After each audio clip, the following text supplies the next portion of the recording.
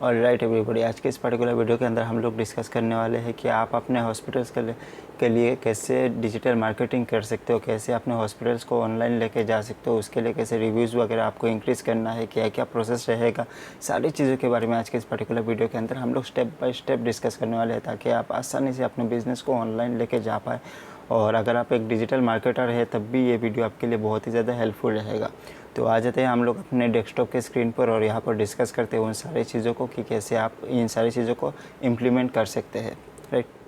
तो यहाँ पर आने के बाद हम लोग सबसे पहला बात करेंगे रेपुटेशन। देखिए, एक चीज़, अगर हॉस्पिटल्स की बात है तो अदर बिजनेस की बात है तो वहाँ पर रेपुटेशन वगैरह, जैसे कि अगर आप कोई प्रोडक्ट बेच रहे हो तो वहाँ पर रेपुटेशन वगैरह बहुत ज़्यादा मैटर नहीं करता, इतना भी ज़्यादा मैटर नहीं करता लाइक जितना हॉस्पिटल्स वगैरह में करता है। तो वहाँ पर आपका रेपुटेशन पर सबसे ज़्यादा ध्यान देना है।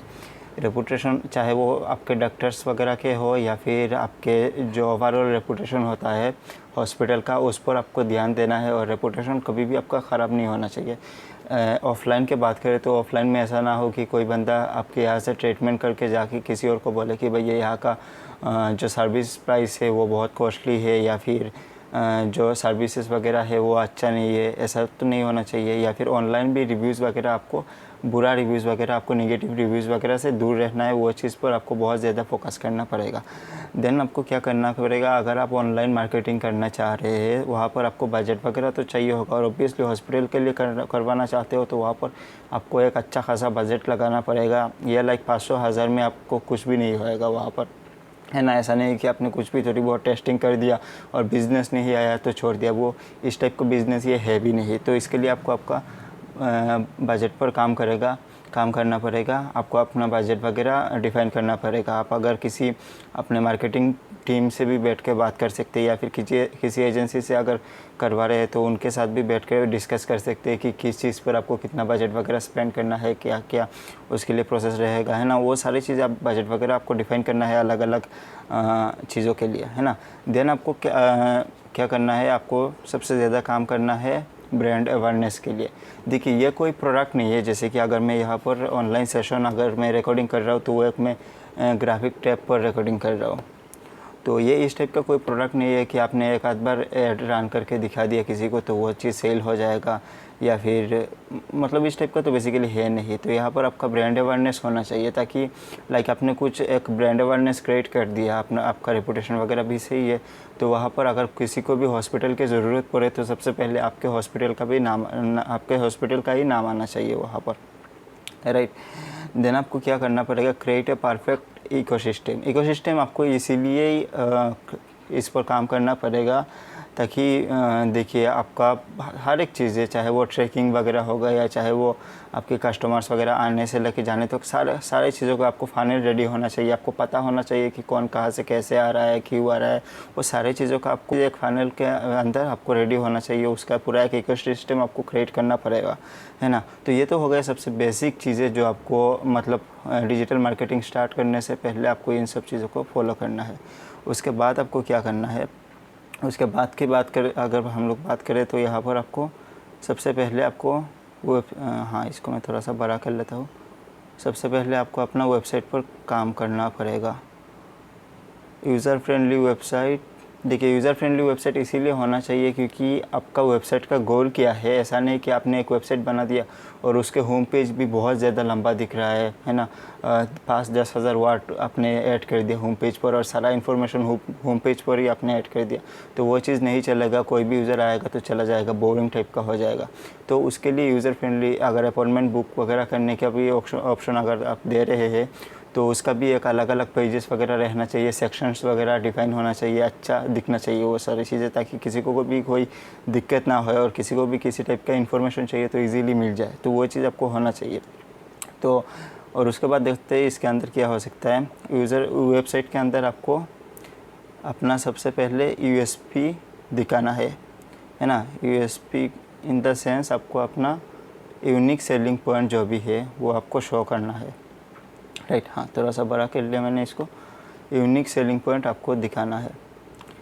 तो तो ये क्या हो सकता है, आपका इंटीरियर हो सकता है, अवार्ड्स हो सकते हैं, या फिर फीडबैक या फिर टेस्टिमोनियल्स हो सकते हैं। अगर आप स्केच से ऑनलाइन आ रहे हैं, एकदम बिगिनिंग है, मतलब नया नया आ रहे हैं, तो शायद आपके पास टेस्टिमोनियल्स वगैरह इतना ज़्यादा नहीं होंगे। तो यहाँ पर आप अपने इंटीरियर वगैरह दिखा सकते हैं, अवार्ड्स वगैरह दिखा सकते हैं, या फिर सर्टिफिकेशंस वगैरह जो भी होते हैं वो सारी चीज़ें आप दिखा सकते हो ईजीली।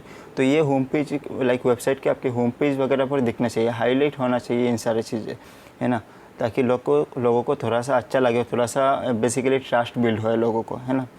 और जेन्युइन दिखना चाहिए लोगों को। ऐसा नहीं कि किसी भी टाइप का आपने वेबसाइट बना दिया और पेजेस वगैरह बना के छोड़ दिया, तो वहाँ पर लोग इतना ज़्यादा इंटरेक्ट नहीं करेंगे।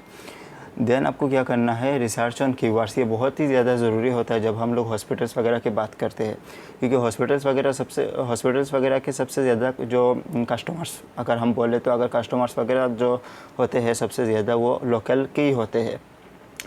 बेसिकली इसी डिस्ट्रिक्ट के ही होंगे या फिर आसपास के कुछ और भी डिस्ट्रिक्ट के हो सकते हैं, तो मतलब बेसिकली लोकल के ही होते हैं आपके जो कीवर्ड्स वगैरह होते हैं, सॉरी कस्टमर्स वगैरह होते हैं आपके। एंड उसके अगर हम लोग बात करें तो रिसर्च ऑन कीवर्ड्स, इसका ये क्यों चाहिए, इसका आपको पूरा एक लिस्ट क्रिएट करना पड़ेगा। ये बहुत सारी चीज़ों में आपका काम आएगा। जब भी आप एसईओ करेंगे उसमें भी काम आएगा, लाइक लोकल में एसईओ करेंगे तब भी काम आएगा, या फिर जब भी आप ऐड वगैरह रन करेंगे गूगल पर तब भी ये चीज़ बहुत ही ज़्यादा काम आने वाला है। तो ये रिसर्च ऑन कीवर्ड्स, आपको अच्छे खासे कीवर्ड्स रिसर्च करना है। जैसे कि अगर मान लीजिए आपके पास डिपार्टमेंट है, आप किसी डेंटिस्ट भी है आपके पास, अगर डेंटिस्ट भी है, न्यूरोलॉजी के डिपार्टमेंट भी जो भी है डिपार्टमेंट वगैरह, सर्जन वगैरह है, तो वहाँ पर आपको इस टाइप के बहुत सारे कीवर्ड्स मिल जाएंगे। जैसे कि बेस्ट डेंटिस्ट इन मुंबई, या फिर बेस्ट न्यूरोलॉजिस्ट इन मुंबई, है ना, बेस्ट फिजियोथेरेपिस्ट इन मुंबई।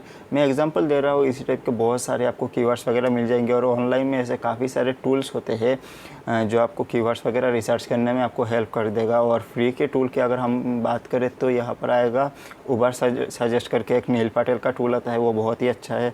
लेकिन यहाँ पर लिमिटेशन अभी तो उसने लगा दिया है, 3 ही कीवर्ड आप सर्च कर सकते हो, बहुत ही ज़्यादा डीपली आप फ्री में कर भी नहीं पाएंगे definitely. And Google keyword planner पर आप कर सकते हैं, या फिर गूगल सर्च वगैरह जो होता है वहीं से भी आप कुछ कीवर्ड्स वगैरह फाइंड कर सकते हैं। बेसिकली आपको कीवर्ड पर बहुत ही अच्छे खासे तरीके से आपको टाइम स्पेंड करना भी पड़ेगा, और वहाँ पर बहुत अच्छे से आपको कीवर्ड्स वगैरह डिफाइन करना पड़ेगा। जैसे कि और कुछ कीवर्ड का वेरिएशन भी आपको पता होना चाहिए। जैसे कि अगर कोई सर्च कर रहा है बेस्ट हॉस्पिटल्स नियर मी, या फिर और कि उसी बंदे ने अगली बार सर्च किया, या फिर किसी और ने एक और सर्च किया बेस्ट हॉस्पिटल नियर मी, तो ये इन दोनों कीवर्ड के अंदर बहुत ही ज़्यादा फ़र्क होता है। क्योंकि पहले वाले बंदे ने सर्च किया है बेस्ट हॉस्पिटल्स नियर मी, तो यहाँ पर अगर किसी ने टॉप 10 हॉस्पिटल का लिस्ट बना के वहाँ पर गूगल पे डाला हुआ है, और वहाँ पर टॉप 10 हॉस्पिटल्स में से सबसे पहला आपका ही हॉस्पिटल आ रहा है, तो सबसे अच्छी बात है। और यहीं पर जो मैंने दूसरा कीवर्ड बताया था बेस्ट हॉस्पिटल नियर मी, तो यहीं पर सिंगल लाइक सिर्फ आप चाहते हो कि आपका ही हॉस्पिटल का वेबसाइट वगैरह दिखे, तो वो तो आपको पता ही होगा। तो इस टाइप के कीवर्ड वगैरह आपको डिफ़ाइन करना पड़ेगा, मतलब किस टाइप के कीवर्ड आपको चाहिए, किस टाइप के कीवर्ड के ऊपर आपको काम करना है एग्जैक्टली।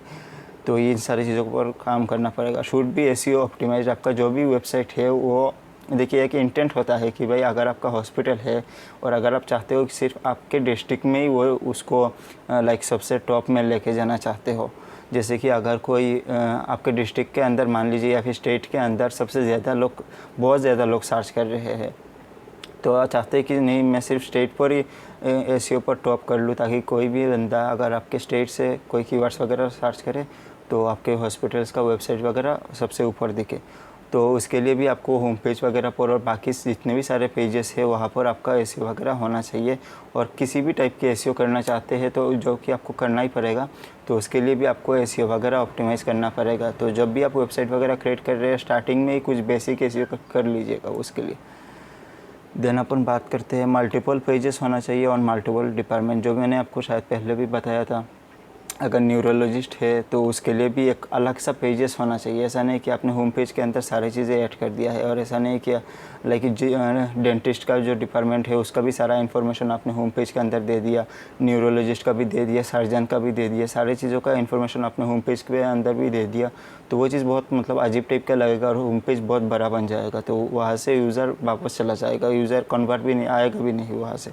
तो इसके लिए आपको मल्टीपल पेजेस वगैरह क्रिएट करना पड़ेगा, और वो इसी तरीके से आपको उसको आगे लेके जाना पड़ेगा। देन अपन बात करते हैं ब्लॉग्स विद सर्चेबल कीवर्ड्स। ये चीज़ जो मैंने आपको बताया था रिसर्च ऑन कीवर्ड्स के, यहाँ पर मैंने जो आपको बताया था, अगर आपके पास कीवर्ड्स नहीं होंगे और अगर आप मान लीजिए कुछ भी ब्लॉग्स वगैरह लिख के लाइक जो टॉपिक आपको ही अच्छा लग रहा है उसके बारे में आपने लिख के पब्लिश करना स्टार्ट कर दिया, तो वो चीज़ काम में नहीं आने वाला है, क्योंकि ये चीज़ आपको भी पता नहीं है कि वो सामने वाला बंदा रीड करेगा या फिर नहीं। तो आपको इसी टॉपिक पर ही ब्लॉग वगैरह लिखना पड़ेगा जिस टॉपिक पर लोग सर्च कर रहे हैं। किसी का आइज़ में दिक्कत आ गया तो उसके बारे में, किसी के हेयर में प्रॉब्लम आ सकती है इसके बारे में, कुछ भी प्रॉब्लम हो सकता है, तो उस टॉपिक के ऊपर सबसे पहले आपको कीवर्ड रिसर्च करना पड़ेगा। आपको देखना पड़ेगा कि इस टॉपिक के अराउंड क्या क्या लोग सर्च कर रहे हैं और कितने लोग सर्च कर रहे हैं। तो वो चीज़ देख के फिर उसके अकॉर्डिंगली आपको ब्लॉग्स वगैरह लिखना पड़ेगा और उसको सही ढंग से इम्प्लीमेंट करना पड़ेगा, लाइक ऑप्टिमाइज़ करना पड़ेगा आपके ब्लॉग्स वगैरह के अराउंड, है ना। ऐसा नहीं कि कुछ भी आपने लिख दिया और ब्लॉग वगैरह का टाइटल कुछ भी हो, बाद में एक भी बंदा आएगा नहीं आपके ब्लॉग पर रीड करने में, है ना। तो उसी इसके लिए आपको सर्चेबल कीवर्ड्स के थ्रू आपको वो करना है ना। तो ये चीज़ हो गया। देन इसके बाद अपन बात करते हैं do SEO for each pages. ये चीज़ भी मैंने आपको बता दिया। आपको जो भी पेजेस है न्यूरोलॉजिस्ट के लिए आपने जो पर्टिकुलर पेज बनाया था उसके लिए आप उस पेज के ऊपर आप ऑन पेज भी एसईओ करिए और ऑफ पेज भी एसईओ करिए। एसईओ का मतलब बेसिकली सर्च इंजन ऑप्टिमाइजेशन होता है। जब भी हम लोग कुछ सर्च करते हैं जैसे कि बेस्ट न्यूरोलॉजिस्ट इन मुंबई या फिर जो in best neurologist near me, तो अगर ऐसा कुछ कोई भी बंदा सर्च करता है तो सबसे पहले आपका जो वेबसाइट का उस पर्टिकुलर पेज होगा वो सबसे ऊपर दिखना चाहिए। तो इस टाइप का होना चाहिए आपका ये सारी चीज़ें। तो ये हर एक अलग अलग पेजेस के लिए अलग अलग टाइप का एसईओ आपको करना पड़ेगा, और वहाँ पर आपको कुछ कॉम्पिटिटर एनालिटिक्स वगैरह भी करना पड़ेगा आपको, अगर सही ढंग से अगर आप करना चाहते हैं तो, है ना। और अभी ये सारी चीज़ें हो गया। देन अपन बात करते हैं नेक्स्ट टॉपिक पर। यहाँ पर हाँ, उसके बाद आपको क्या करना है, सोशल मीडिया आपको क्रिएट करना है। सोशल मीडिया आपको किस लिए क्रिएट करना है, देखिए वहाँ पर आपको एक्टिव भी रहना पड़ेगा, क्योंकि आपको बेसिकली ब्रांड अवेयरनेस क्रिएट करना पड़ेगा, ताकि अगर आप ब्लॉग्स वगैरह भी लिख रहे हो वेबसाइट पर तो ऐसा नहीं कि किसी ने भी आपका ब्लॉग देख लिया और वो आपके हॉस्पिटल में आ जाएगा। लेकिन बेसिकली वही से क्या होगा कि उस बंदे को आपके हॉस्पिटल के बारे में पता चलेगा और वही से उसका ट्रस्ट गेन होगा कि भाई हाँ इनको सारी चीज़ें पता है, या फिर ये लोग अच्छे हैं, अच्छे इन्फॉर्मेशन वगैरह प्रोवाइड करते हैं, तो वो नेक्स्ट टाइम हो सकता है जब भी उसको ज़रूरत पड़े तो वो आ जाए। तो इसी चीज़ के लिए आपको सोशल मीडिया वगैरह पर भी ज़्यादा से ज़्यादा मतलब कंसिस्टेंट रहना पड़ेगा। आप एक और काम कर सकते हैं, अगर मल्टीपल डिपार्टमेंट है और अगर आपके पास बहुत बड़ा मार्केटिंग का टीम है तो वहाँ पर आप मल्टीपल डिपार्टमेंट के लिए अलग अलग पेजेस भी बना सकते हैं फेसबुक और इंस्टाग्राम पर। लिंक्डइन वगैरह का ज़रूरत नहीं पड़ता है इन सब चीज़ों पर। इंडिया में बेसिकली जो मेरे भी कुछ क्लाइंट्स है मैंने देखा है लिंक्डइन वगैरह का उसका इतना भी रेस्पॉन्स नहीं रहता अच्छा खासा। तो फेसबुक और इंस्टाग्राम पर सबसे बेटर रहता है, और यूट्यूब तो सबसे ज़्यादा रिकमेंडेड है।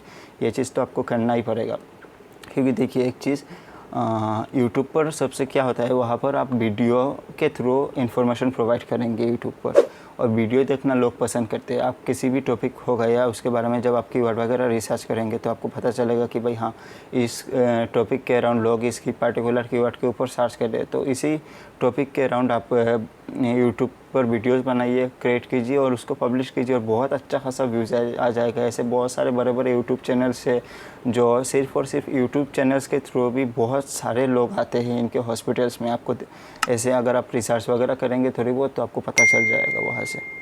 ये तो हो गया सोशल मीडिया का।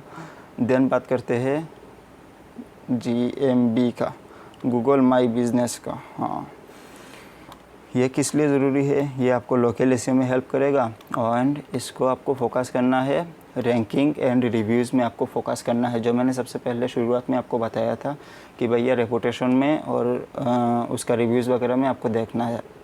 जब गूगल माई बिज़नेस आप करते हैं, गूगल मैप वगैरह पे अपना बिज़नेस वगैरह लिस्ट करते हैं, तो क्या होगा कि वहाँ पर जब भी कोई सर्च करेगा best surgeon near me, best hospital near me, best neurologist near me, कुछ भी सर्च कर सकते हैं आप। अलग अलग टाइप के गूगल मैप पर वो भी कर सकते हैं, ऑप्टिमाइजेशन वगैरह आप कर सकते हैं ईजीली। तो वहीं से आपको लोकली में जितने भी लोग सर्च कर रहे हैं, या फिर मान लीजिए best hospital in Delhi, best hospital in Mumbai, कोई भी सर्च कर कुछ भी टाइप के कीवर्ड्स वगैरह लोग सर्च कर सकते हैं। तो वहाँ पर आपका गूगल माई बिज़नेस आप कोशिश कीजिएगा। रैंकिंग के बात मैं इसीलिए कर रहा था क्योंकि एटलीस्ट आपका टॉप 3 के अंदर आना चाहिए। क्योंकि अगर आपका टॉप 3 के अंदर गूगल माई बिज़नेस नहीं है, मतलब आपका मैप वगैरह नहीं दिखा रहा है, तो गूगल पर जब भी कोई सर्च करेगा तो वहाँ पर आप भी फॉलो करेंगे तो दिख जाएगा कि वो दिखता भी नहीं है, आपका बिज़नेस वहाँ पर दिखेगा भी नहीं। तो टॉप 3 के अंदर आना चाहिए। उसके लिए आप अपने क्लाइंट्स वगैरह जो भी आपके लोग आते हैं हॉस्पिटल्स में, उनसे रिव्यूज़ वगैरह ले सकते हैं। जितना ज़्यादा रिव्यूज़ लेंगे, अगर कंपटीशन कम है आपका, तो बहुत ही जल्दी से आपका टॉप में आ जाएगा, और टॉप एकदम टॉप में ही आ जाएगा, इजीली आ जाएगा। बहुत बड़ी बात नहीं है इसमें। रिव्यूज़ वगैरह में आपको इसीलिए फोकस करना है क्योंकि 100 में से अगर 5 रिव्यूज़ भी निगेटिव आ गया तो भैया बहुत गंदा वो हो जाएगा। तो इसीलिए आपको रिव्यूज़ वगैरह पे में इन सब चीज़ों में भी बहुत अच्छे से फोकस करना पड़ेगा। यह हो गया गूगल माई बिज़नेस की बात। देन हम लोग बात करते हैं ऐड के बाद। यहाँ पर ऐड में क्या है ना, ऐड में अगर आप ये चीज़ एक्सेप्ट कर रहे हो कि भाई अगर ये सोच के ऐड रन कर रहे हो कि भाई ऐड में रन कर दूंगा और 5 दिन ऐड रन कर दूंगा, कुछ 5-10 हज़ार 20-30 हज़ार का ऐड रन कर दूंगा और वहीं से मेरे को लाखों का बिज़नेस जनरेट हो जाएगा, तो वो चीज़ नहीं होएगा। क्योंकि ये ओवरऑल ब्रांड अवेयरनेस वगैरह का काम है। यहाँ पर आप प्रोडक्ट नहीं बेच रहे हो, ये चीज़ मैं बार बार बता रहा हूँ।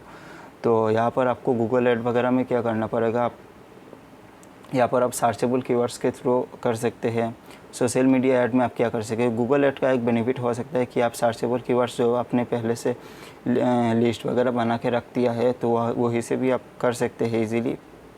और इसका एक और बेनिफिट है कि ये गूगल का ऐड उसी बंदे को ही दिखेगा जो उसकी पार्टिकुलर कीवर्ड के ऊपर सर्च कर रहा है। या फिर अगर आप बेस्ट हॉस्पिटल इन दिल्ली इस पार्टिकुलर कीवर्ड के ऊपर गूगल का ऐड रन कर रहे हैं, तो वो आपका ऐड उसी बंदे को ही दिखेगा जो बंदा इस कीवर्ड के ऊपर सर्च कर रहा है ना। लेकिन सोशल मीडिया पर ऐसा कीवर्ड के अकॉर्डिंगली आप टारगेटिंग नहीं कर पाएंगे।